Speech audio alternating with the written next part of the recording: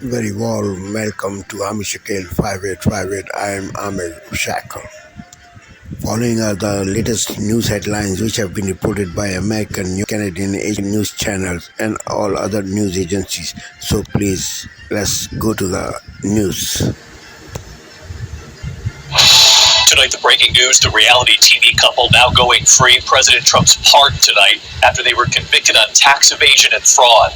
Also, Elon Musk breaking with the president on spending. The president responding tonight.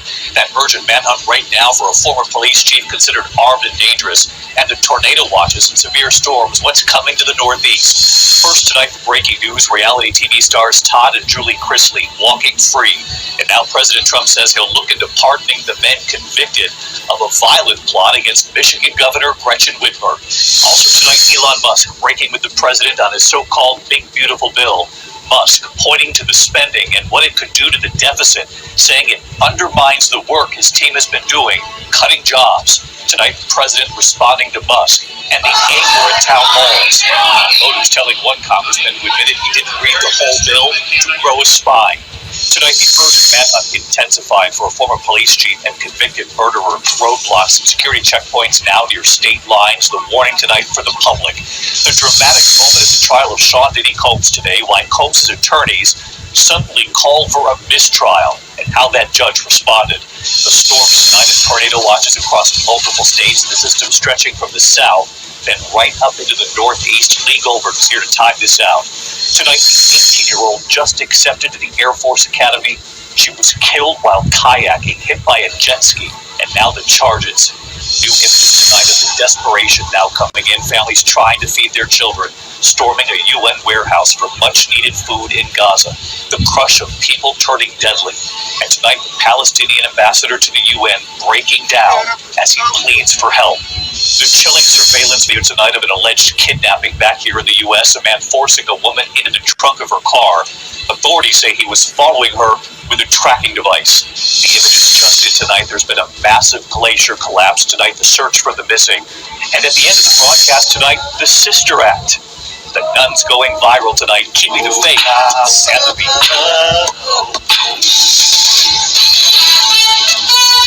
From ABC News World. All right, let's bring in Canada Trump, Chicagoan and director of the Community Roundtable. Good to have you back on the program. Welcome.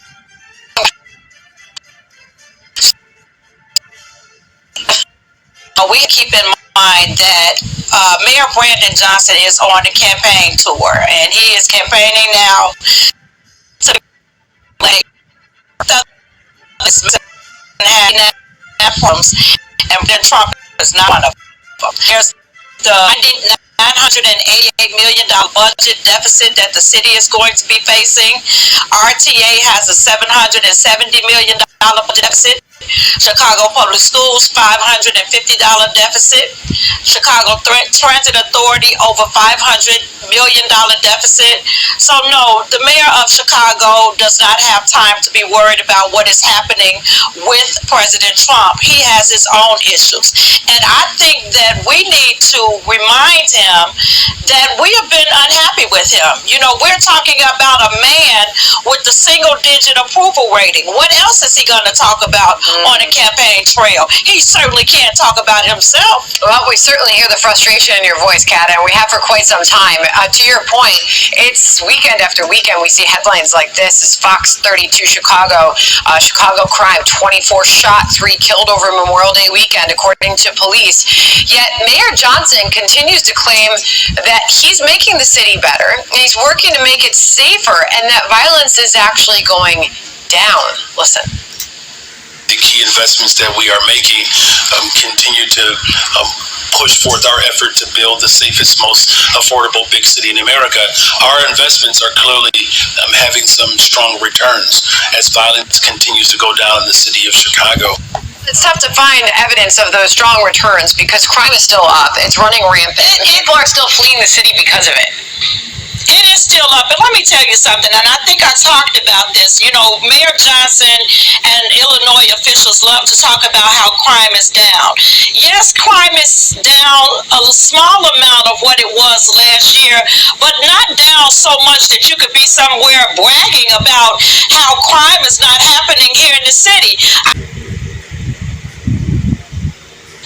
Tonight from deep Doge cuts to disappointment over the president's big, beautiful bill. Elon Musk pans the president's massive budget plan, calling for deeper cuts, what the billionaire is calling for. It comes as the president's pardons are drawing heavy scrutiny, from the Chrisleys, the reality TV stars convicted of fraud, to floating a reprieve for the men convicted of a plot to kidnap Michigan Governor Gretchen Whitmer. The backlash tonight, plus more than 2 inches of rain in 2 hours, the emergency rescues in San Antonio from flash floods. Israel's intense strikes on Gaza, now saying they killed a top Hamas leader, Mohammed Sinwar. He took over for his brother, who the IDF also killed. It comes amid chaos over distributing aid. What's next for SpaceX after the Starship tumbled out of control and broke up over the Indian Ocean? How a car crashed through a roof at this veteran center, and believe it or not, it's not the first time. The crypto controversy, the president pushing for less regulation of the markets. It comes as the president's businesses go big on crypto. Is it a conflict of interest? Good evening and welcome. Elon Musk, the other face of President Trump's full-court effort to shrink government spending by slashing jobs and closing programs, is tonight slamming the administration's new spending plan. Musk has been one of the president's top lieutenants, named as the head of DOGE, the Department of Government. From CBS News headquarters in New York, this is the CBS Evening News. Good evening, I'm Maurice Dubois. Van Dickerson. Israel is reporting that the leader of Hamas has killed again, Mohammed Sinwar. We say again because the previous leader of Hamas was killed as well back in October. Sinwar's older brother, the mastermind of the October 7th attack on Israel that started the now Folder Benjamin Netanyahu. Elizabeth Palmer is following this. Without warning, on May 13th, an Israeli died. But Israeli military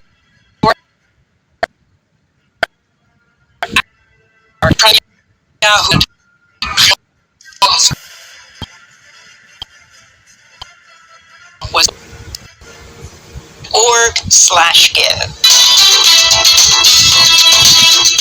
Welcome to Democracy Now!, democracynow.org, the War and Peace Report. I'm Amy Goodman. Israeli attacks on the Gaza Strip have killed at least 15 people since dawn, part of an intensifying onslaught that displaced 180,000 Palestinians in just 10 days. On Tuesday, 8 people were killed when Israel struck the home of Palestinian journalist Osama al-Arbid in northern Gaza. He survived the strike and was filmed being pulled from the rubble of the house. Israel's continuing attacks came as Gaza's hunger crisis deepened. Hungry families in Gaza City report they're going without meals as they have yet to see any of the trickle of humanitarian aid allowed by Israel to cross into Gaza. There's no flour and no food to feed the children nor the adults. Good evening, I'm Amna Navaz. Jeff Bennett is away. On the NewsHour tonight, the United States pauses student visa interviews and promises additional social media vetting, causing more disruptions for colleges and universities. The CDC's abrupt changes to COVID vaccine recommendations spark concerns among some health professionals. And in a turn of fate, the site of America's worst nuclear accident gets another chance to become a power hub. For years after the accident, the industry kept their head down, and now we're standing at the top of the hill shouting, nuclear is clean energy.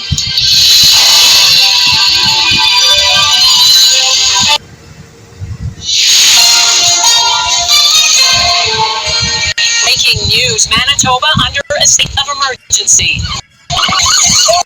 The raging wildfires racing through the province Wednesday night. This is the largest evacuation Manitoba will have seen in most people's living memory.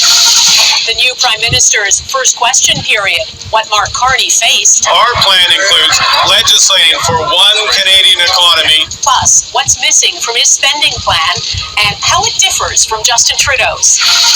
A new clue in the case of two Nova Scotia children missing for nearly a month. Every tip counts. What police are now asking the public to do. And buried, the glacier that collapsed and swallowed up a Swiss village.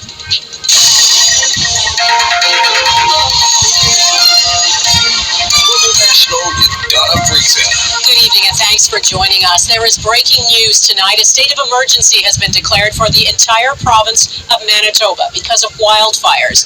And people in a number of northern communities, including Flin Flon, have been told to leave their homes by midnight and head south to Winnipeg. Evacuation orders have been issued for the city of Flin Flon, the communities of Pimicikamak Cree Nation, Puckatawagan Cree Nation, and the Northern Affairs community of Cross Lake. All told, we're looking at about 17,000 people in northern communities that are being evacuated from their homes over the next few hours. Fires are spreading rapidly in northern and eastern Manitoba, and one is threatening Flin Flon.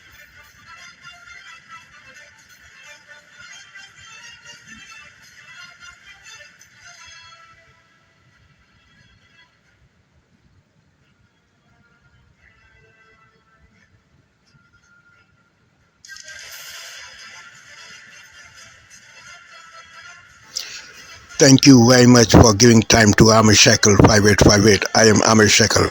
Have a good life. Bye-bye.